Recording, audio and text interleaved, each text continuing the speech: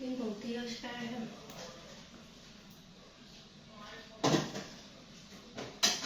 Cái gì hồng tiêu cả? Ra đâu đi à? Hồng tiêu chiến á.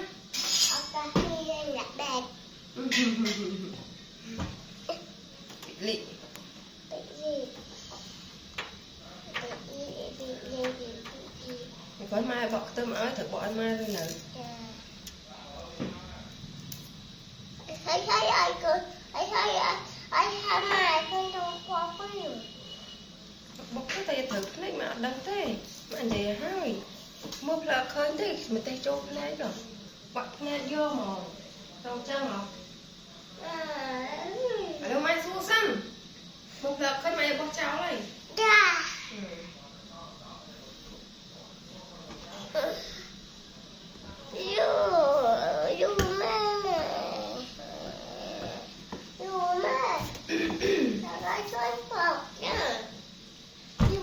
Bỏ ai ớt đằng nữa nè má. Sao tôi thấy ba? Hả?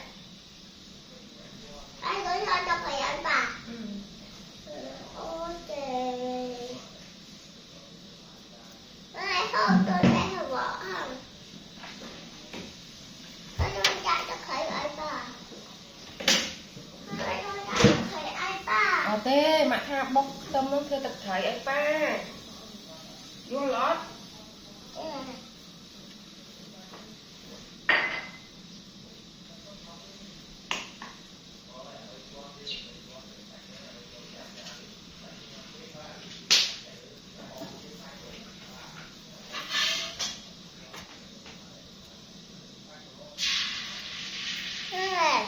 Trên bát chấm tôi trong ngồi chỗ hạp. Ở tê thưa ca bà đá ngôi chú thắp bà đá lỗ.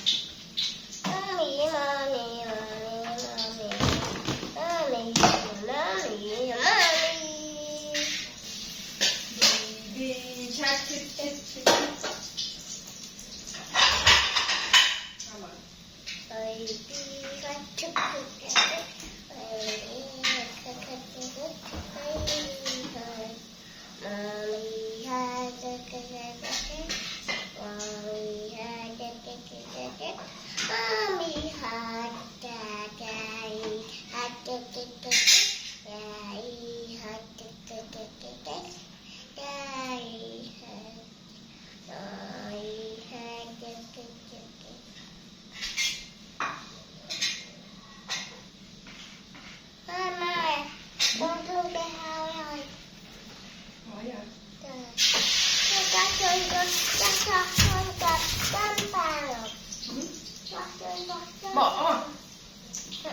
Đấy mình tin nữa.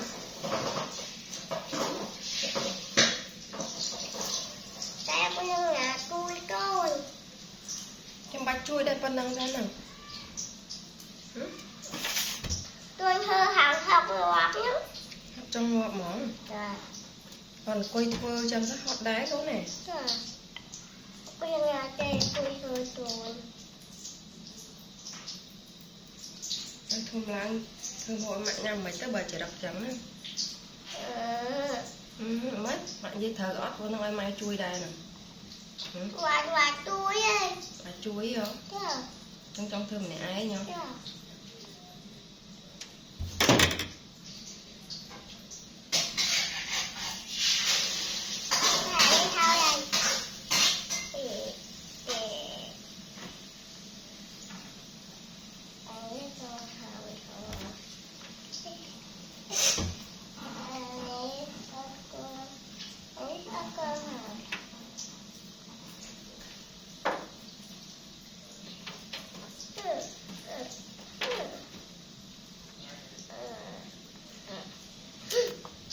Bỏ lươn hả?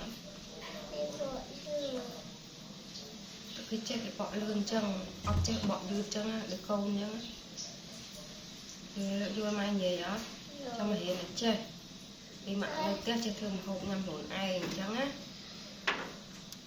Hey.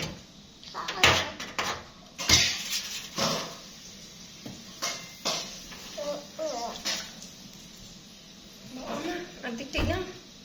Thử ấy.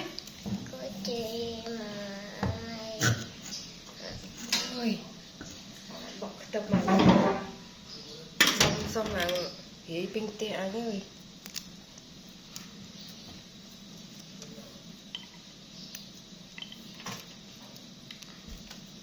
Cái này. ai không bỏ tầm. Đặt cái câu con mẹ mất rồi. Nè. Ừ? Con mẹ hỏi con nữa.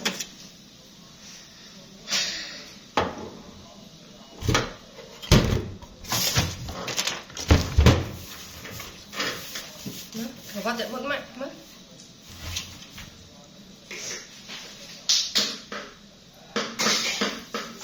Ngồi vậy? Ui tôi ra cái này nha.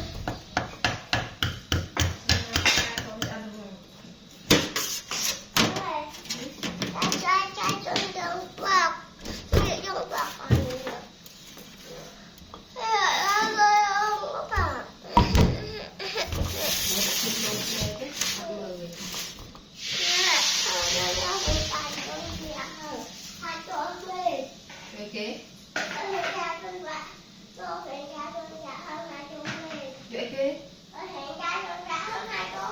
được bánh tao kìa. Bánh tao nó nè. Nào thử mua bẹ bánh tao ấy. Đừng có bạn bị trôn này.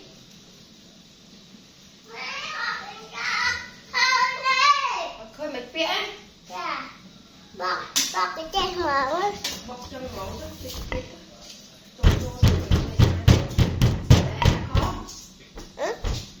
Bóc hồn. Bóc cái to cao này.